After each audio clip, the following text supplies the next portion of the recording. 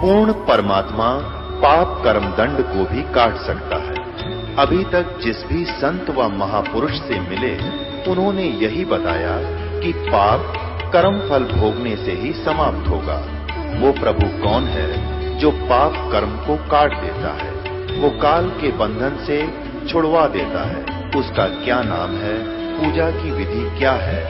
कृपया अवश्य सुनिए जगत गुरु तत्वदर्शी संत रामपाल जी महाराज के अमृत वचन।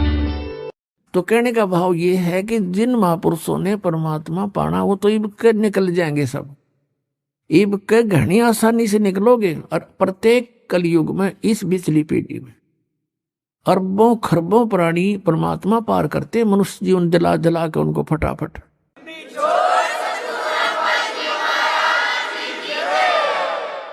लेकिन नियम में रहना पड़ेगा। भक्ति बहुत आसान है। नाम उठत नाम बैठत नाम सोवत जागवे, नाम खाते नाम पीते नाम सेती लागवे।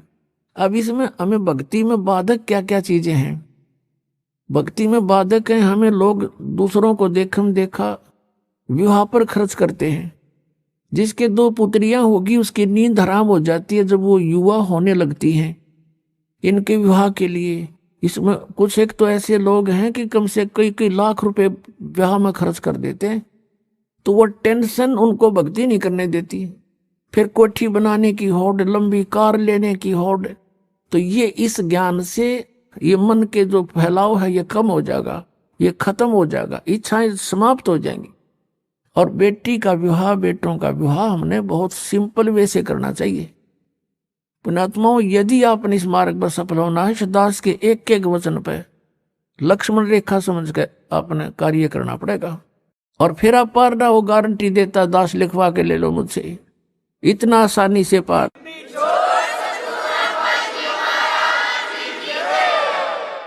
इन कार कोठियान के सिर में मारेगा, सारी उम्र खोदी इन कोठी बनाने में, कार खरीदन में, और कल मृत्यु हो जा।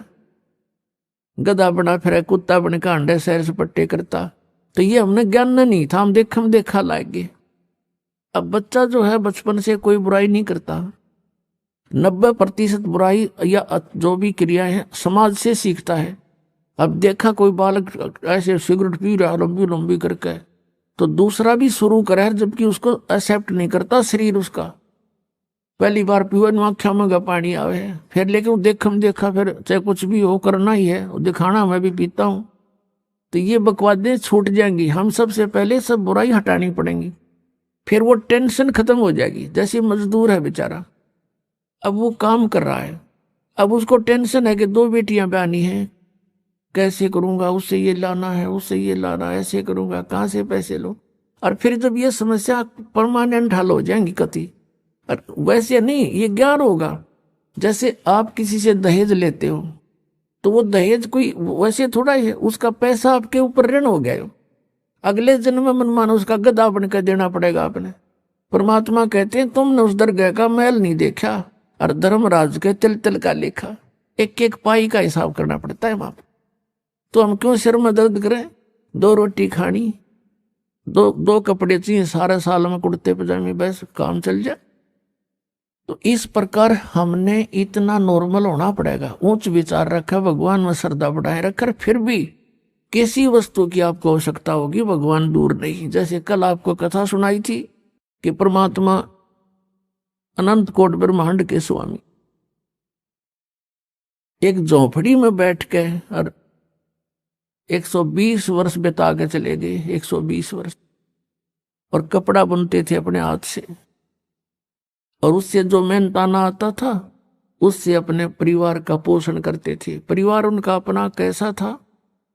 एक मुंह बोले माता पिता थे 2, जो कमल के फूल से उनको उठा कर लाए थे, और एक पुत्र एक पुत्री थी जो मुर्दे जीवित किए थे, एक दरिया में बहता हुआ जा रहा था। शेख तकी एक धार्मिक गुरु था सिकंदर लोधी राजा का, उसको सोचा था कि ये शायद यूं ही मान ले। उसने शर्त रख दी थी कि कबीर कोई मुर्दा जिंदा कर देगा तो मैं इसको अल्लाह मान लूंगा। परमात्मा ने सोचा था यदि एक शेख तकी पूरे मुसलमान धर्म का वो हेड था भारतवर्ष का, कि यदि इसकी बुद्धि ठिकाने आ गई तो सब मुसलमानों को कह देगा तुम भक्ति कर लो, और इनके पास बढ़िया मार्ग है, ये परमात्मा आए हैं। तो उन्होंने इस सोच करके एक मुर्दा किसी ने बहा दिया था, जल प्रवाह कर देते हैं कुछ कबीले, उनको ना जलाते हैं ना दबाते हैं मिट्टी में।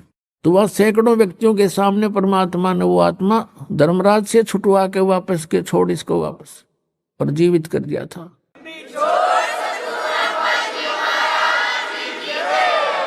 तो वो बच्चा फिर 12-13 वर्ष की उम्र का था। वो कबीर साहब ने अपने साथ अपने पुत्र के रूप में रखा था। उसने आत्मा ने ज्ञान हो गया था कि हमारा पिता तो वास्तव में ये है। ऐसे एक शेख तकी की लड़की थी सिकंदर लोधी के धार्मिक गुरु की, वो कब्र में दबा रखी थी, मर चुकी थी।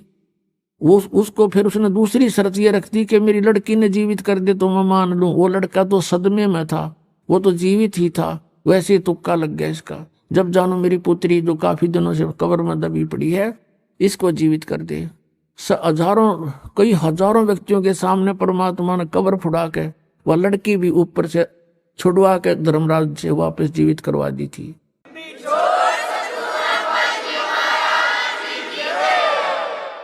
वो कब्र से जीवित कर दी बेटी।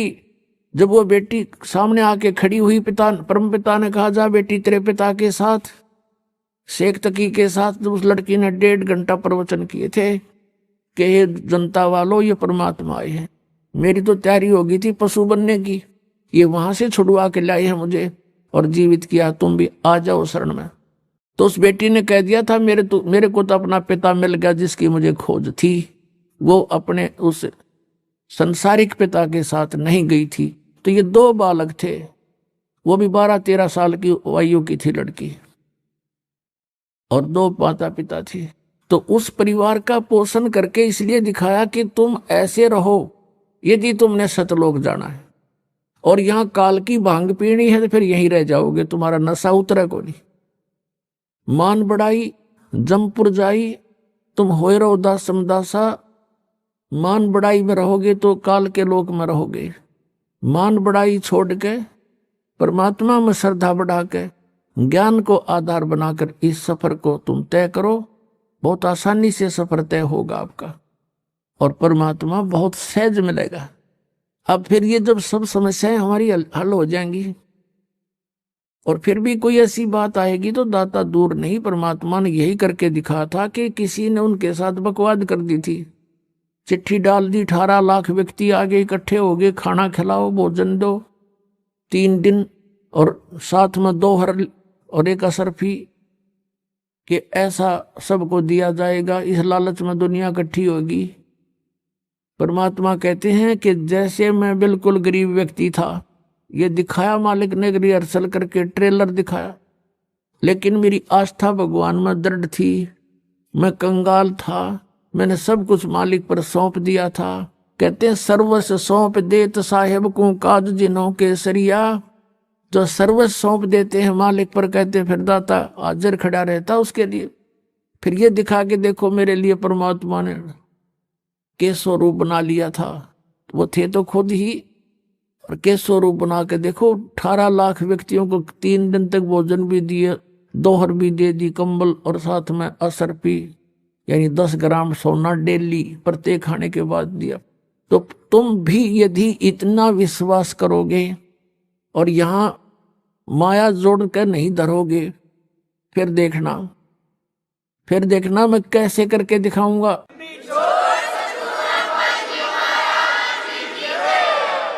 एक समय हम क्या हैं, हम परमात्मा की भक्ति करते हैं, और हम परमात्मा के ज्ञान से अपरिचित होने से फिर अपने हिसाब से ही चलते हैं।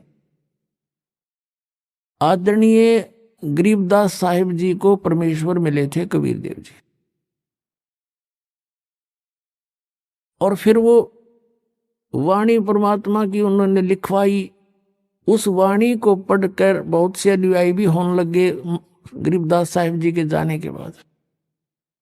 और पुण्यात्मा जो होती है वही परमात्मा की खोज में लगी हैं, तो वो किसी ना किसी गुरु के पास अवश्य चले जाते हैं और उस संत के बताए मार्ग पर वो करते हैं। अब जैसे और उनके होते हैं वो पिछले संस्कार, पिछले पुण्य होते हैं।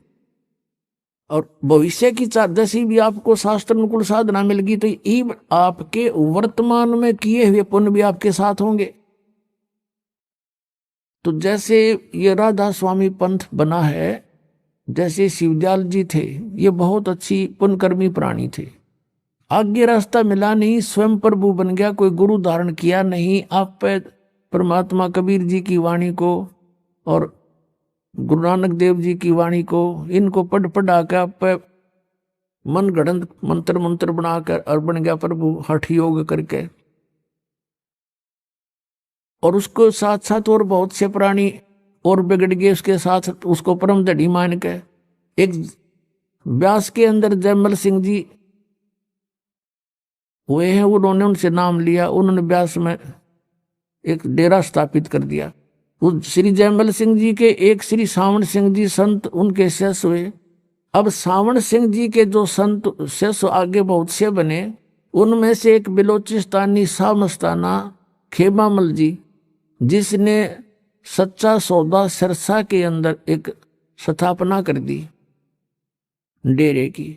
अब देखो श्री सावन सिंह जी के शिष्य तो बताते हैं लाखों की संख्या में थे, लाख के आसपास, उन्हें 1.25 लाख के आसपास बता रहे नाम दिया। तो उनमें से ये खेमामल जी ही क्यों प्रभु बन गए? अलग से उसको कोई नाम देने का आदेश भी नहीं दिया, क्योंकि ये कैसे अपने आप में अलग से गुरु पद बना लिया। उसमें सिद्धियां भी थी, बहुत से उनके प्रमाण हैं कि औरों को उसने बहुत सी राहत भी दे दी, कुछ सुख भी दिए हैं। तो वो कैसे था? वो इसकी अपनी पूंजी थी, पिछले संस्कार थे इसके, पुण्य थे इसके, और अन्य लाखों थे वो ना पन पे ऐसे एकदम। तो ये पिछले संस्कार से ही उसके कुछ थोड़े बहुत पूंजी थी, धन था भक्ति का, वो खत्म हो गया। अंत में इंजेक्शन रिएक्शन से उसकी मृत्यु हुई, वह बैटरी डाउन होगी, पिछले जन्म में चार्ज की हुई। तो ऐसे जीवन व्यर्थ होता है इनका। आदरणीय गरीबदास जी के पंथ में एक दयाल दास नाम के ऐसे भगत थे, वो उनके शरण में आए। किसी संत, गरीबदास जी के ही पंथ के किसी संत से उपदेश लिया। ये पिछले पुण्यकर्मी प्राणी होते हैं, जिस भी किसी ना किसी संत की आड़ अवश्य लेनी पड़ती है, शरण लेनी पड़ती है। मालूम है इनको कि गुरु के बिना कोई भी भक्ति सफल नहीं हो सकती। तो उसने गुरु धारण किया। गुरु धारण करके फिर वो अपने आप अपने मनमुखी तरीका अपना लिया। उसके पिछले पुण्य कर्म अच्छे थे, तो उसने क्या किया, अपना कोई डेरा स्थापित नहीं किया पहले, बाद में किया उसने छुडानी में एक अलग से। तो पहले वो चलता रहा, उसके साथ 500 उसके शिष्य हो गए, या वैसे कोई वो मंडली बनाकर चलता था, साधु संत उसके साथ रहते थे। और उसने एक नियम बना रखा था भी कोई भी संत मेरे साथ जो रहे वो कोई पैसा नहीं रखेगा, पैसा साथ नहीं रखे, संग्रह नहीं करेगा। और वो जहां भी जाते थे, परमात्मा उनकी ऐसी रजा थी, पिछले संस्कार थे उनके, तो परमात्मा कबीर जी उनके लिए जहां भी वो मंडली जाती थी, नगर वालों को प्रेरित करके सबको दोनों समय जितने दिन वहां रखते थे, सुंदर मोहन भोजन खिलाते थे। फिर वो अगले उसमें चले जाते थे शहर में। एक बार वो कलकत्ता के आसपास के पास बैठे हुए थे। अब 3 दिन बीत गए, किसी ने रोटी नहीं खिलाई उनको, भोजन के लिए पूछा नहीं। तब दालदास दुखी हो गए और भगवान से अर्ज करी। उसने स्वप्न में मैं बताया कि तेरी मंडली में एक व्यक्ति पैसे लिए बैठा है, 500 रुपए उसके पास, और 500 रुपए में तुम 1 हफ्ता रोटी खा सकते हो, इसलिए हम तुम्हें देंगे नहीं। अब उसने सुबह सारे संत पालन कर लिए और कहा कि भाई जिसके पास पैसे हैं वो पैसे निकाल दो या मंडली छोड़ कर चले जाओ। अब कोई नहीं बोले। फिर कहा भी जा तो बता दो, नहीं तलाशी लेंगे। अब तो उसी समय एक खड़ा हुआ उनके साथ था, न बोला ना दूं 500 रुपये, ना दूं, ना दे तो भाई जा यहां से चला जाऊंगा। वो चला गया। अगले घंटे भीतर परमात्मा पहुंचे अन्य रूप बना के और कहा, रे भक्तों, गांव नगर के बाहर और 3 दिन से साधु भूखे बैठे हैं, अरे पाप लगेगा लोगों सेठो। वो फिर क्या था, घर घर में चढ़ा दी कढ़ाई और लग गए वहां बैंगियां पे दर दर का भोजन पहुंचने लग गया, 1 घंटे भीतर सारे तरफ कर दिए।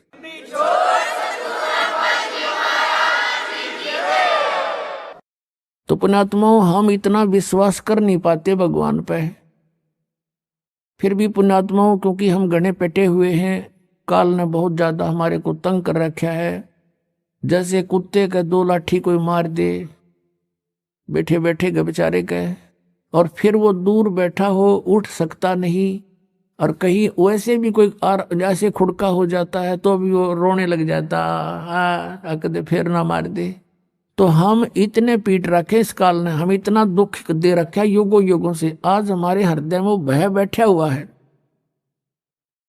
ये फिर इन परमात्मा की भक्ति से, सिमरन से इसको साथ रख कर चलो, मर्यादा में रहो आप। हम बेशक डर भी लगता रहे, लेकिन मालिक का सपोर्ट साथ रहेगा आपके, वो भय को भी मिटा देगा धीरे धीरे अगर हम मर्यादा में रहें।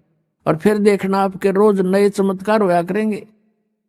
एक बहन बता रही थी, बोली जी मैं पाठ कराना चाहूं थी, अभी 4था दिन उस दिन उसने बताया, और मेरे पास जुगाड़ नहीं बन रहा था, मैं खूब रोई। मैंने 1000 रुपये रखे हुए थे उसमें अलमारी में, यहाँ चलने के लिए तैयारी की कि चल कुछ तो जमा कराया होंगी, वैसे लिखवा दूंगी। तो मैं 1000 रुपये तो अलग रखे थे और वैसे ही कुछ कागज पत्र रखे थे। मैंने सोची इनमें वैसे उठा के इधर रखे तो 4000 रुपये नो के नो धरे पाए। मैंने सपने में भी नहीं सोची थी मेरे पास पैसे वो रखे होंगे।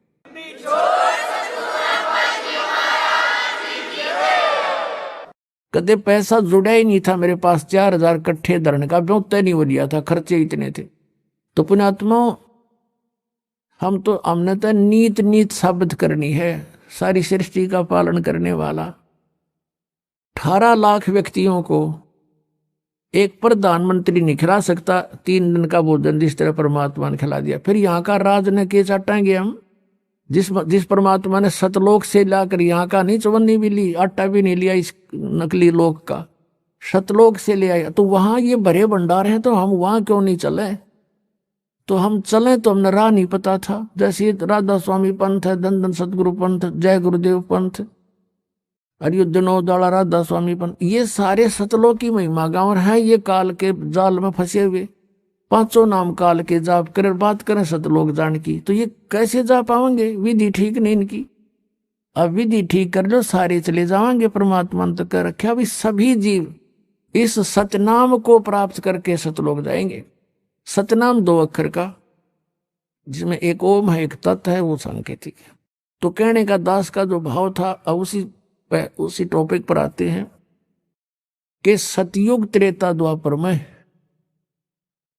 जो प्राणी अच्छी आत्माएं होती हैं उनको जन्म मिलता है। और वो कौन होती हैं?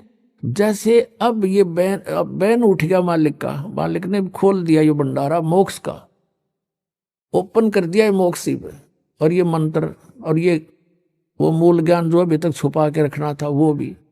तो अब अरबों खरबों की संख्या में पुण्यात्मा सतलोक जाएंगे जो इस मर्यादा में रहेंगे।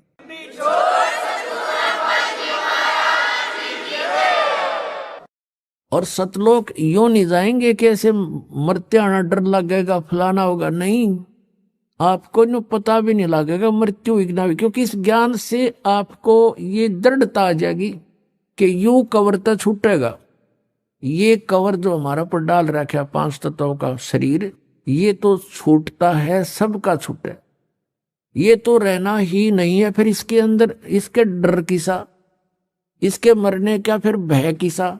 और फिर ये होगा कि हमने जो भक्ति की है ये परमात्मा की बताई हुई है, और इससे आपके अंदर चाहे आप कुछ भी सोचने की चेष्टा करोगे, ये भक्ति का प्रबल ये प्रवाह आपको डगमग नहीं होने देगा, इतनी दृढ़ता पैदा कर देगा। जैसे सूरवीर होते हैं शीश दे देते हैं पर उनके मन में डर नहीं पैदा हो, तो आप वो सूरवीर बन जाओगे काल के साथ लड़ने वाले। इसके सभी अटैकों का आपके ऊपर कोई असर नहीं होगा। और ऐसे जाओगे, कहते हैं आए हैं सो जाओगे राजा रंग फकीर। एक तो सिंहासन पर बैठ के जाएंगे, एक जुड़े जहां जंजीर। आप तो जाओगे जैसे विमान के अंदर बैठा के ले जाएगा मालिक आपको, जैसे आपको सौंपना सा होगा, आपको सोपन सा होगा, जैसे सोपन में आदमी कार में बैठकर खूब सैर सपाटे करता है। तो ऐसे जा पहुंचोगे तुम, सतलोक जा लोगे, जब पता चलेगा वो शरीर वो कांचड़ी तो छोड़ा है, वो तो छोड़ने की थी, वह तब उसमें तो बहुत दुखी हो रहे थे। तो ये सारे जो तरीके मालिक करेगा आपके लिए। न जीव तो एक चौने नहीं छोड़ सकता अपने हिसाब से।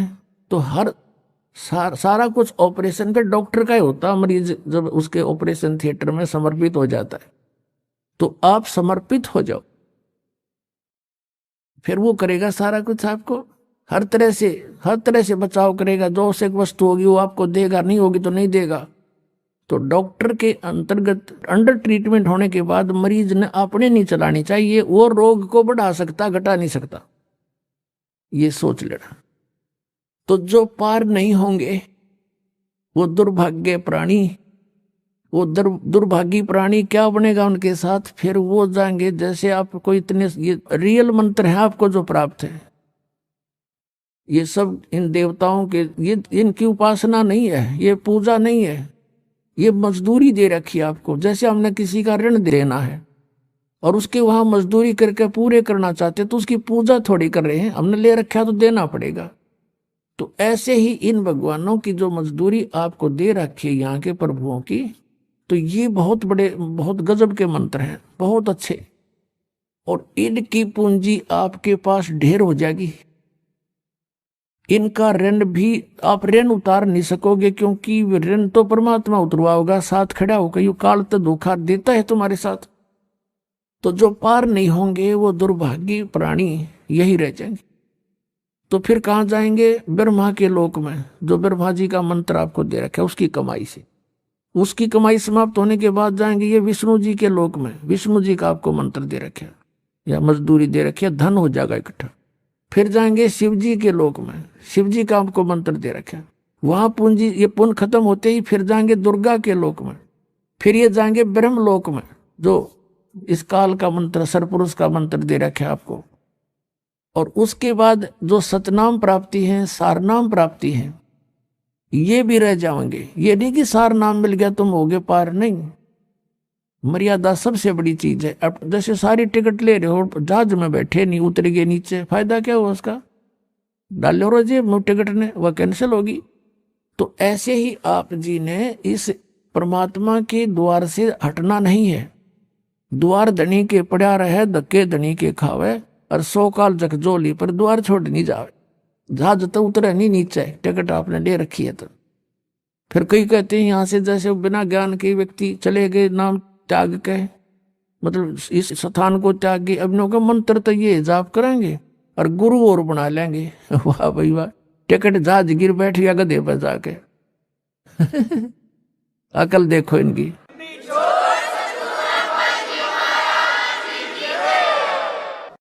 तो इसके लिए परमात्मा बताते हैं कि वो जब रह जाएंगे ना यहाँ पे, तो ऐसे प्राणी फिर वहां रोते हैं बैठ के, उनको ज्ञान होता है। तो फिर क्या करते हैं परमात्मा कि कहते हैं उसके बाद जैसे फिर आप जाओगे, वो जो सतनाम में 2 मंत्र, 2 अक्षर का मंत्र है, एक ओम है, ये तो ब्रह्म का जाप है, और दूसरा मंत्र है वो अक्षर पुरुष का जाप है, अक्षर पुरुष यानी परब्रह्म का। लेकिन वो परब्रह्म का जाप होते हुए भी उसका धन बहुत गना है, और वहां वो केवल हमने वहां प्रयोग करना था उसको पार करने के लिए 7 संग ब्रह्मांडों को। लेकिन वहां ना जाने से फिर इस काल ने यहाँ पर नकली सतलोक, नकली अलखलोक, नकली अगमलोक बना रखे हैं। और उस दूसरे सतनाम के जो 2 अक्षर में दूसरा मंत्र है, उसकी कमाई को ये वहां बर्बाद करवा देते। उसके बाद फिर भी पुण्य इसके बहुत बच जाते हैं, क्योंकि ऐसा मंत्र है। फिर इनको वहां जब इसके पुण्य खत्म हो लेते हैं, ये क्या करता है, ये काल अपना गुजारा आपसे टैक्स लेकर, आप पर चार्ज लगाकर अपना काम चला रहा है। किस ब्रह्मांड का ये इतना कंगाल आदमी है? जैसे राजा होता है वो प्रजा से टैक्स लेकर ही प्रभु पाकता है, उसके टैक्स से सेना खरीदता है, उसके टैक्स से मौज मारता है, उसके पास खक नहीं होता। ऐसे यहाँ की सारी व्यवस्था, यहाँ के भगवानों तक भी यही व्यवस्था है इनकी। तो आप इसने होटल बना रखे ऊपर, वो स्वर्ग जिनको कहता है, आपके जो पुण्य होते हैं उन पुण्यों के ऊपर से ये 25% टैक्स लेता है आपको वहां पर, और वो तो अलग जमा होता है, और बाकी वहां जो आप खाने पीना वो सब फ्री नहीं होता, आप ही की पूंजी को वहां वो उसने डाइट रख रखी है, ये खाओगे इतनी डाइट, अब ऑटोमेटिक वहां कैंसिल होती खत्म होते चले जाते हैं, और वो सब धन उसी के पास रह जाता। तो उसके बाद फिर आपको कहाँ भेज देता है? पाप के आधार से नरक में। नरक भोगने के बाद फिर कहाँ पटकता है कि सतयुग में सबसे पहले जो अब कलयुग के अंदर जो पार नहीं हुई परमात्मा कबीर जी की शरण में आके जिन्होंने सत भक्ति कर रखी है, वो पुण्य फिर भी गणे बच जा उनके। अब उनको फिर कहाँ ब्राह्मण मट्टी करवाओगा? उनकी सतयुग में जन्म देगा। अपनात्माओं जैसे कई भक्त कहते हैं, क्योंकि हम जीव हैं, हमारी सोच जीव वाली ही है, हम यूं कहना लग जाते हैं भगवान ने ऐसा क्यों किया, भगवान ने ऐसा क्यों किया। तो ये बालक सोच है, हम भगवान से सियाने नहीं हो सकते। हमने कभी भी परमात्मा के किसी भी क्रिया में हमने दोष नहीं देखना चाहिए, लेकिन बालक हैं और हम दूध के जले हुए हैं, लस्सी को भी फूकना हमारा स्वभाव बन जाता है, भय बना होता है। और इन अज्ञानियों ने हमें धोखा दे दिया होता है कि हम उनके ज्ञान को सही मानकर स्वीकार किए बैठे थे, और जब ओरिजिनल ज्ञान आता है तो हमारी बुद्धि फिर उसमें खुरापात नरे पैदा हो जाते हैं, कहीं ये भी गड़बड़ ना हो, इसलिए नरे प्रश्न पैदा कर देता दिमाग, काल दिमाग में। पुण्यात्माओं जैसे एक मार्केट में 9 नकली दुकानें हैं, और उन 9 नकली दुकानों पर जो व्यक्ति ठगा जा चुका है और कभी इत्तेफाक से उस ओरिजिनल पर भी पहुंच जाता है, तो उसको उनसे भी ज्यादा शक की दृष्टि से देखता है। ये स्वभाव होता है। तो ऐसे ही यहाँ आने वाले प्राणी बिल्कुल बिगड़े हुए होते हैं, जो कोई किसी का पुजारी है, कोई देव का पुजारी है, कोई किसी संत के पास पूजा करता था, तो यहाँ आकर उसके और कर्म काल बिगड़वाता है। उसने व्यवस्था ऐसी बना दी कि जब वहां जाएगा इसकी बुद्धि इतनी कंडम कर दूंगा कि उस सतमार्ग को भी जो जल्दी से स्वीकार नहीं करेगा, और या तो वहां से भाग जाएगा अपनी चतुरता के कारण, कबीर साहब से दूर हो जाएगा। तो आप जी ने ज्यादा नहीं सोचना चाहिए, इतने प्रमाण दास दे देता है, उसके बाद आपको बुद्धिमान को ये सोच लेना चाहिए जो ये संत शब्द बोलेगा सारी साची है, ये अंडरस्टूड हो जाना चाहिए आपको इतने प्रमाण देख करके। और पहले आपके पास एक भी प्रमाण नहीं था और सारे स्वीकार्य थे, क्योंकि वो काल आपने थेपड़ के बिठा रहा था, कोई बात नहीं सब ठीक है, और यहाँ सब ठीक के समय जो कहना ये गलत है। तो इस काल के जाल को भी आपने समझना पड़ेगा। अब जैसे एक प्रश्न प्रारंभ आता है परमात्मा का, धर्मदास जी ने प्रश्न किया है, परमात्मा हम इतने नीच आपको छोड़ कर आगे, ये दाता आपने कैसे दया करी हम तुच्छ जीवों पर।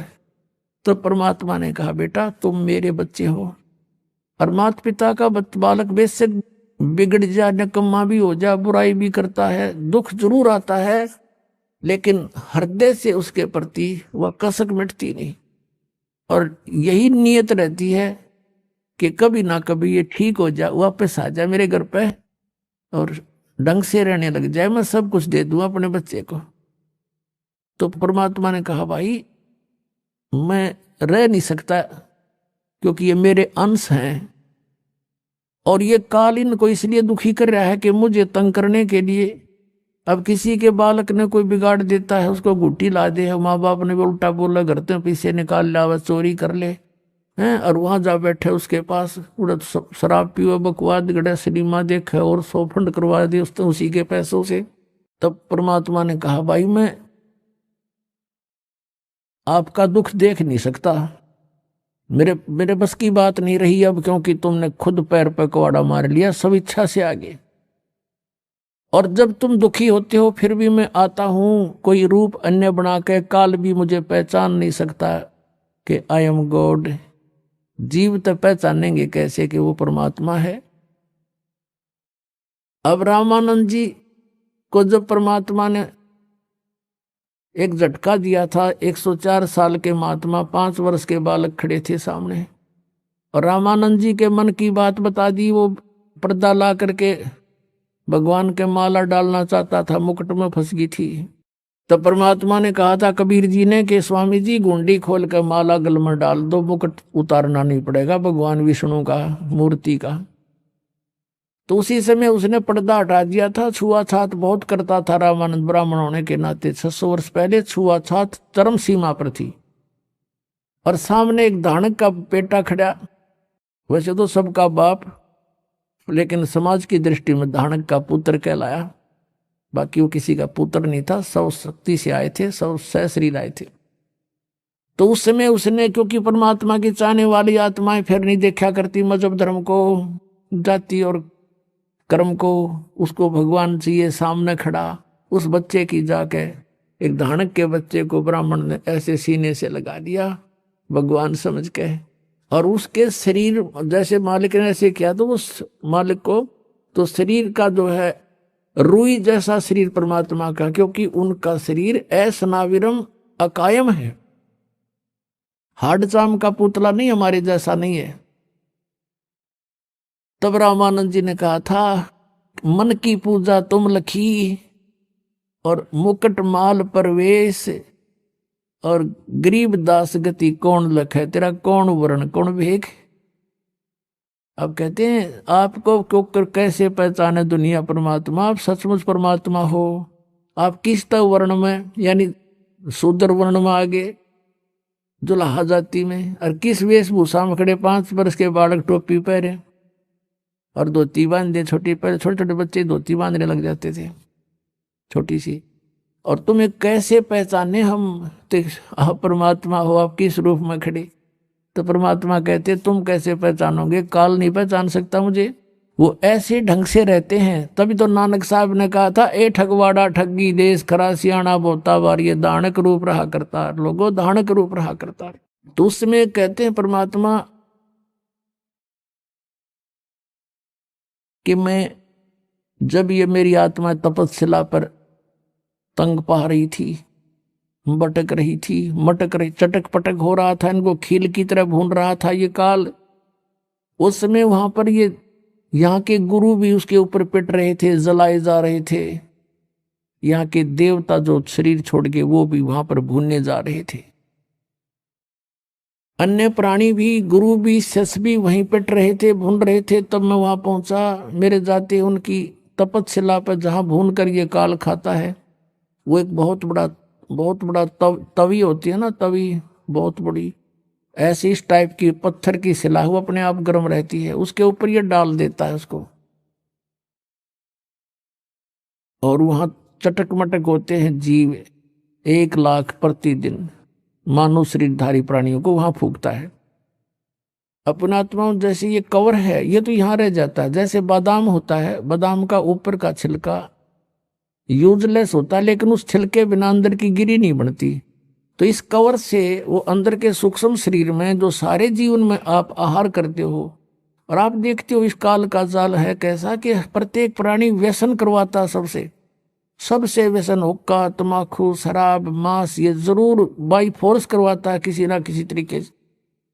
और फिर उसके माध्यम से अंदर सूक्ष्म शरीर पर गंध पैदा कर देता है, गंध इसका आहार बनता है जिसे, और उसको तपस्या पे भून के उन जीव तो मरता नहीं, लेकिन मरने उस समय इतनी पीड़ा होती है पूछो मत। और उसमें से गंध निकालता है वो भून का कति, और फिर उनको वो अचेत हो जाते हैं प्राणी वहां। फिर कुछ देर के बाद फिर उनको फेंक देता, उड़ा देता है। फिर रास्ते में कहा करके सचेत होते हैं, और फिर वो धर्मराज के सामने आकर लाइन में खड़े हो जाते हैं। वो आगे कर्मों का दंड अलग अलग से है। तो वहां जब वो खड़े थे तपस्या पे भुनने जा रहे थे, परमात्मा पहुंच गए, और सभी प्राणियों की वो जलन समाप्त होगी जो जिसके कारण वो पीड़ित थे। तपस्या ज्यों की तो सुलग रही है, लेकिन वो आंच, उसकी आंच जो है प्राणियों को तंग नहीं कर रही।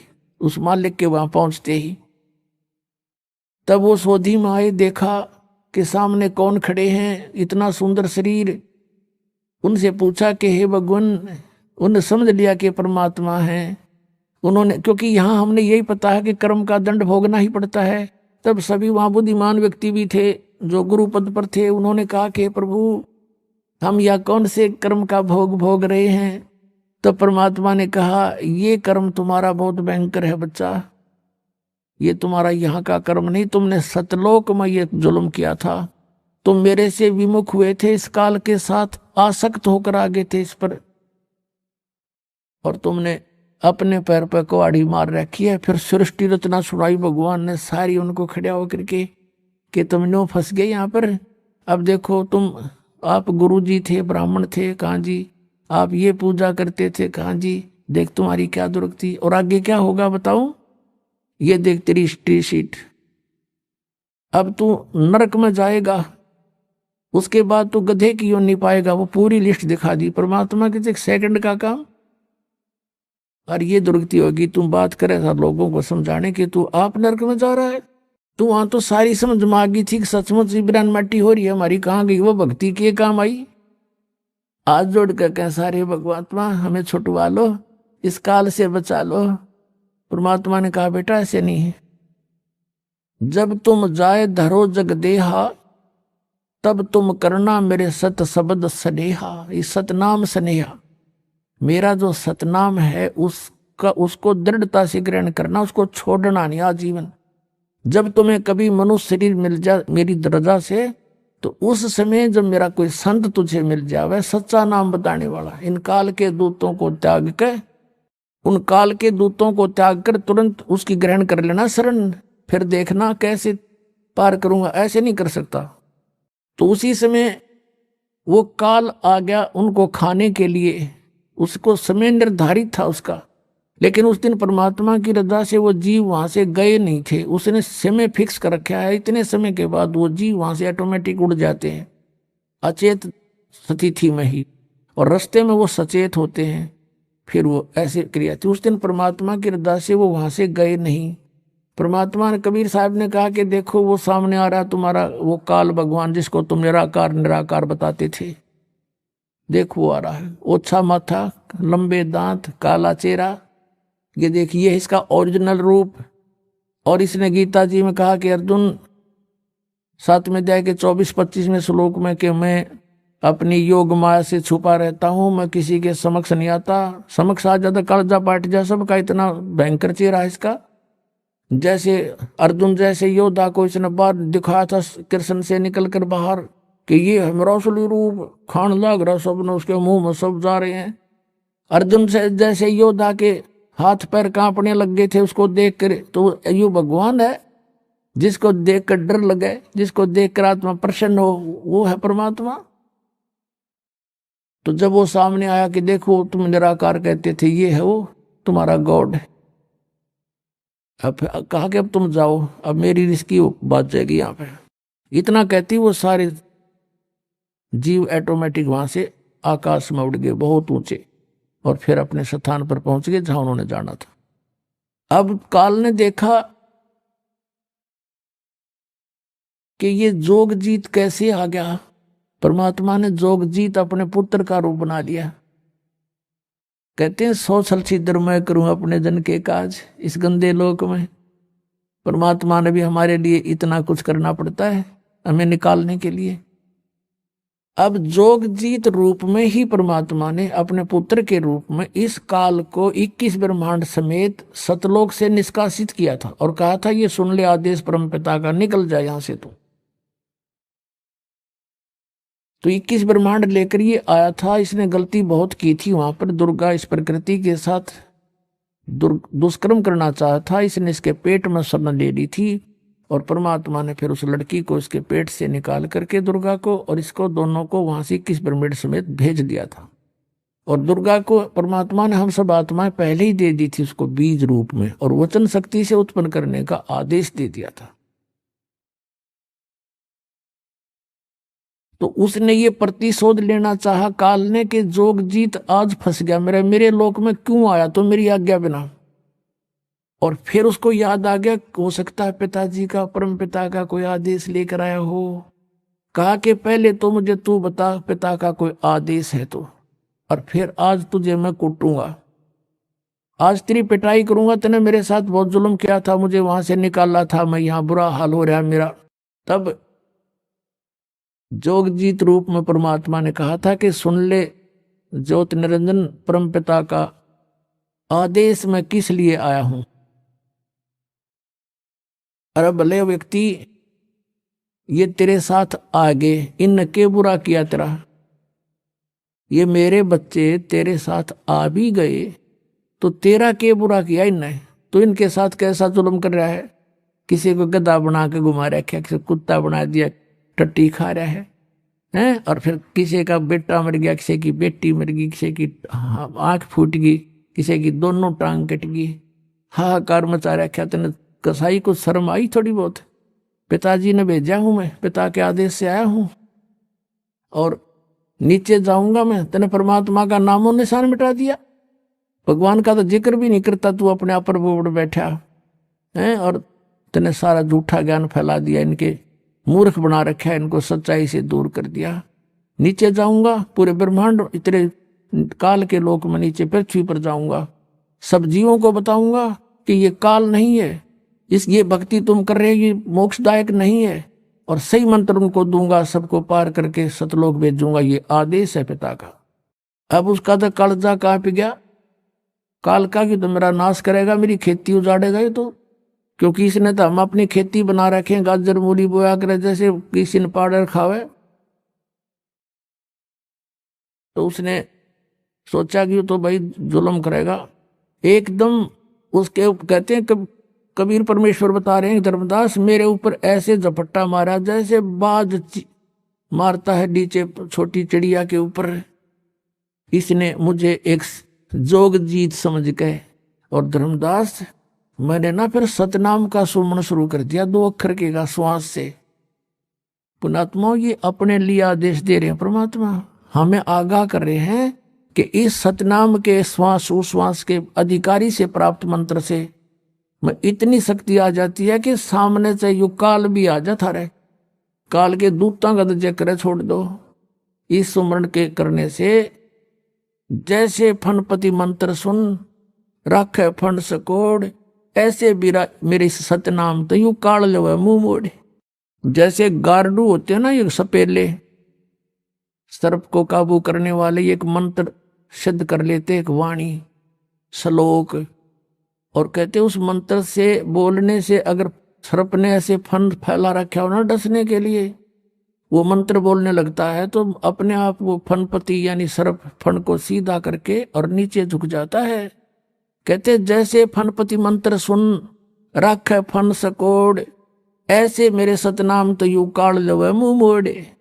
और ये ऐसा प्रबल मंत्र है, सूक्ष्म वेद में लिखा है कि मोला बैठा मोर्चे और देखे जन की भेड़, भेड़ माने भिड़ंत। जैसे आपने देखा हो ये खागड़ बिड़ा करें, जोटे भैंसे बढ़ते हैं, एक दूसरे का खेड़ मारा करें, सिर की खेड़, उसको सिर बढ़ाने को खेड़ बोलते हैं। तो परमात्मा कहते हैं कि जब तुम सतनाम जाप करने लगते हो, परमात्मा आपकी रिहर्सल देखता है। क्या देखता है कि जैसे कभी स्वप्न में या वैसे आपको कोई भयंकर आकृतियां दिखाई देने लग जाती हैं, तुम उनसे डर कर किसको याद करते हो? यदि आपके अंदर ये आस्था है और भक्ति बढ़ी हुई है, परमात्मा पर विश्वास है इस नाम पर, तो वो तो करेगा सांस का सिमरण, उस मंत्र का श्वास, उस श्वास से 2 अक्षर का। तो उससे क्या होगा, वो भयंकर आकृतियां ऐसे गायब हो जाएंगी तो भागते दिखेंगे जैसे इनका कोई भाले ठोक दिया हो किसी ने। और जो अनजान होंगे उनको देखते इनको हरी माँ मार गिरा, तो उसका कोई लाभ नहीं है। वो माँ थोड़ी बचा सकती है, वहां तो ये मंत्र बचाओगा। तो वो हथियार डाल देने वाला सूरवीर और वो सही ट्रेंड व्यक्ति नहीं होता। तो क्या बताया है कि 12 कोट यम किंकर जहां एक नाम की खैड़, 12 करोड़ यम के दूत हैं जो इन प्राणियों को यहां से लेकर जाते हैं, जब मृत्यु होती है साथ पकड़ कर बांध ले जाते हैं। तो कहा परमात्मा ने कि मौला बैठा मोर्चे और देखे अपने जन की भेड़, अपने भगत की कुश्ती देखे, यू कौन सा दाव लगाएगा अब। और 12 करोड़ यम किंकर हो वहां एक नाम की खैड़, एक नाम की खैड़, एक सीमंड श्वास का कहते सारा न लोट पोट कर देगा।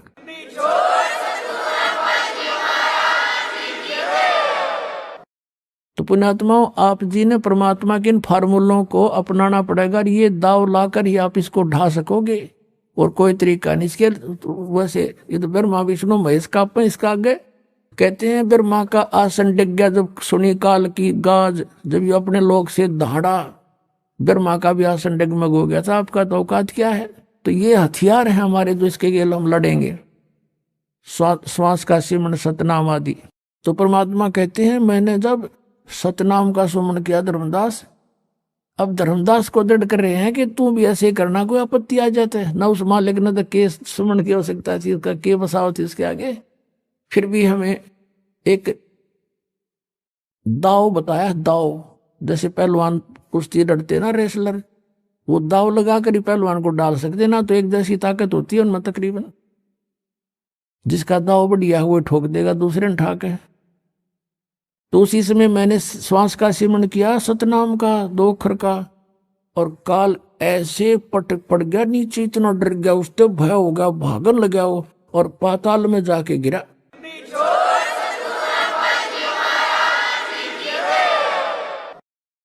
अब मैं भी उसके साथ साथ गया, क्योंकि मैंने तो उससे काम था, आया उसी के लिए था। वो वहां भी घबरा गया और भाग के छुपने लगा, जब उसने पकड़ा मैंने, भाग मत।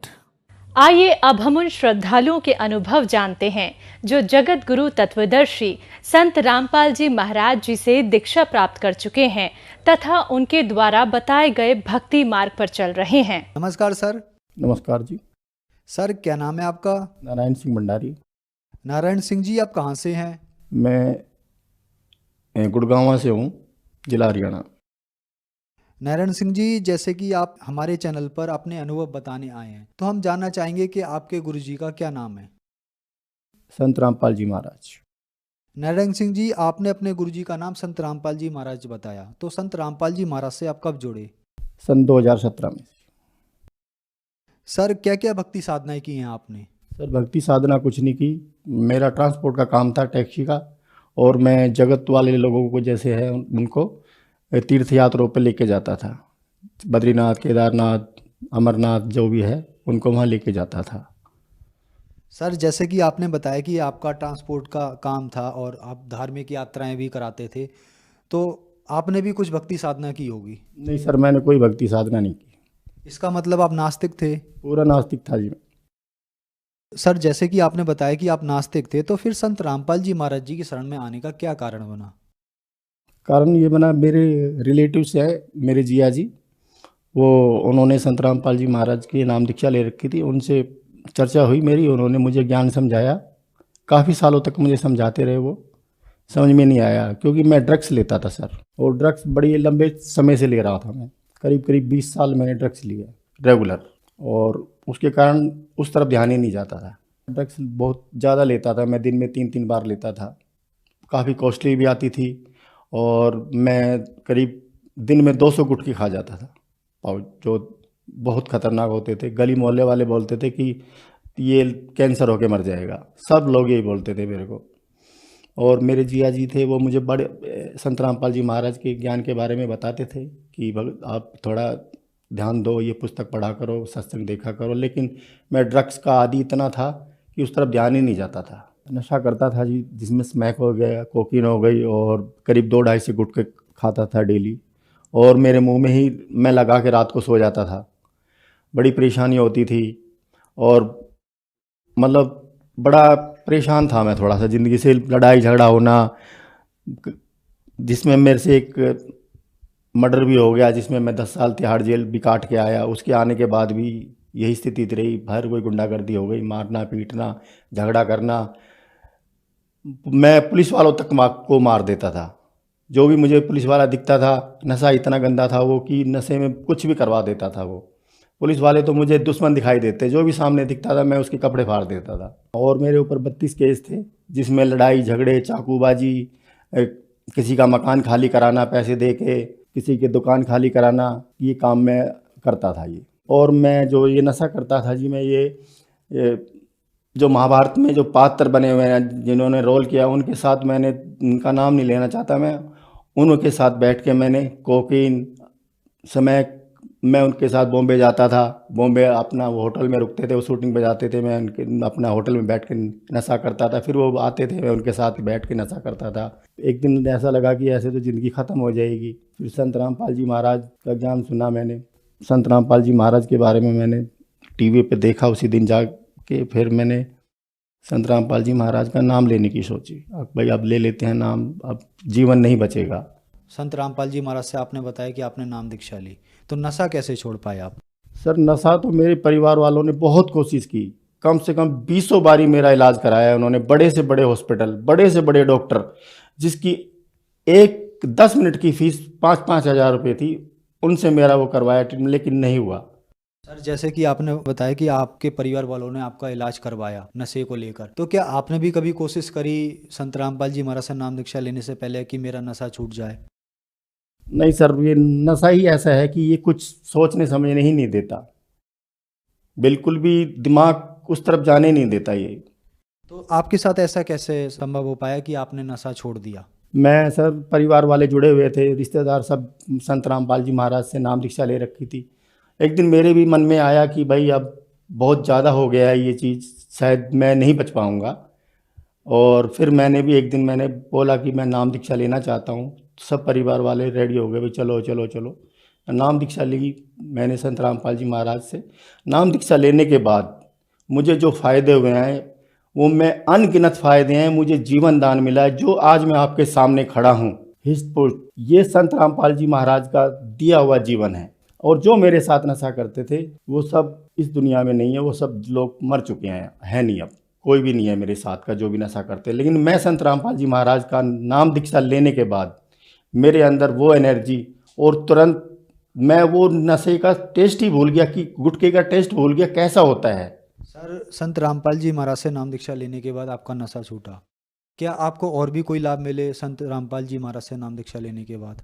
संत रामपाल जी महाराज से नाम दीक्षा लेने के बाद जी शरीर हिस्ट पुष्ट हो गया। पहले मैं इतना दुबला पतला होता था बहुत ज़्यादा, और अब बिल्कुल हट्टा कट्टा शरीर है।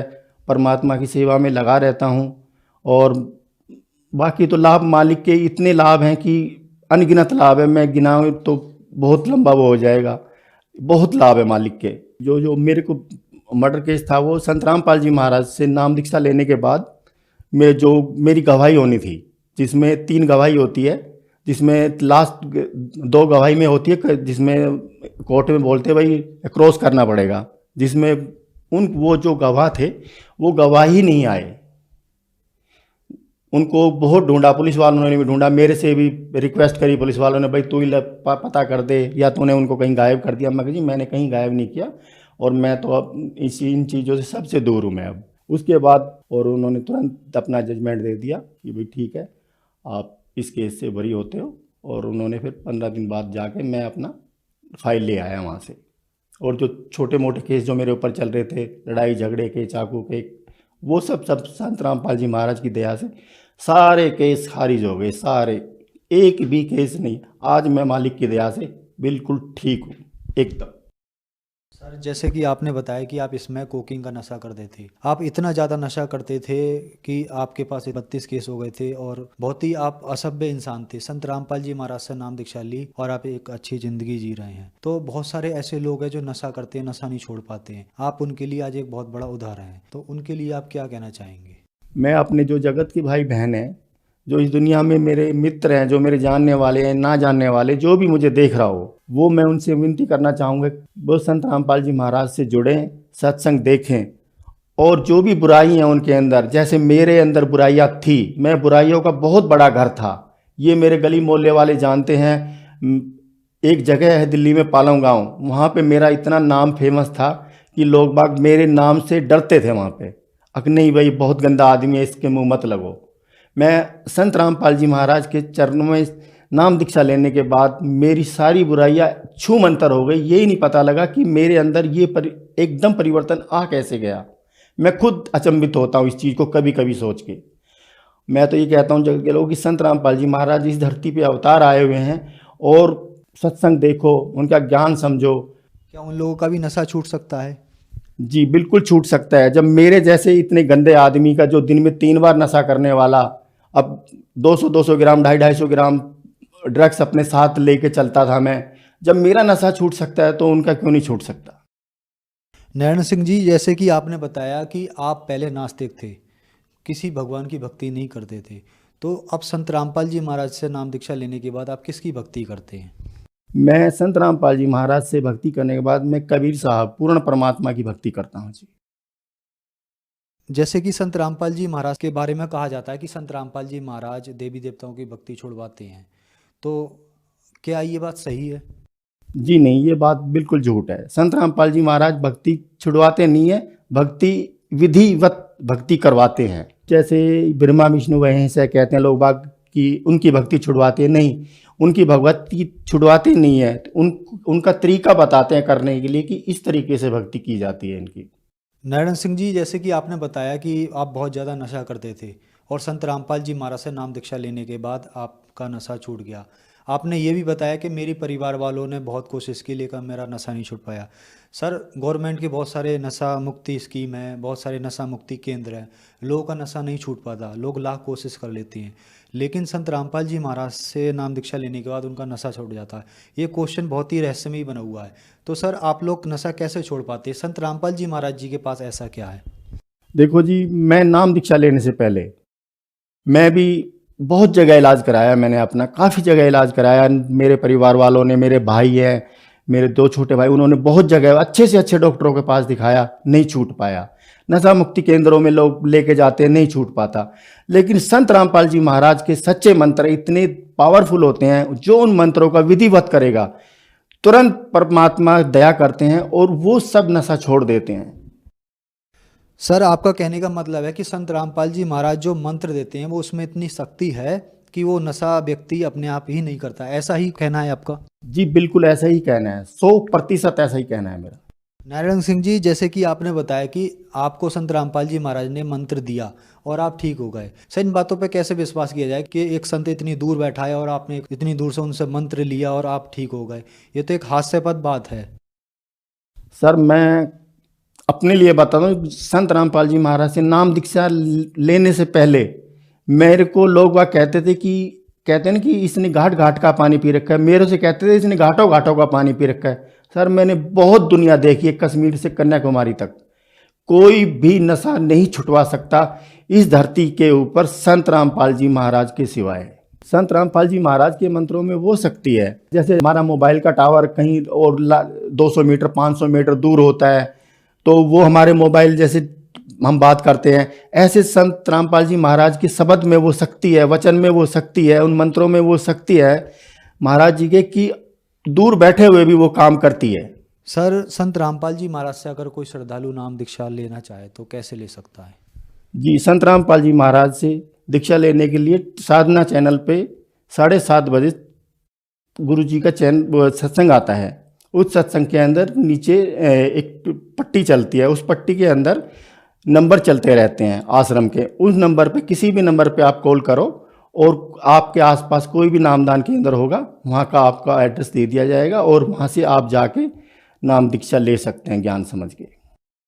नारायण सिंह जी, हमारे चैनल पर अपने अनुभव बताने के लिए आपका बहुत बहुत धन्यवाद। सत साहिब जी।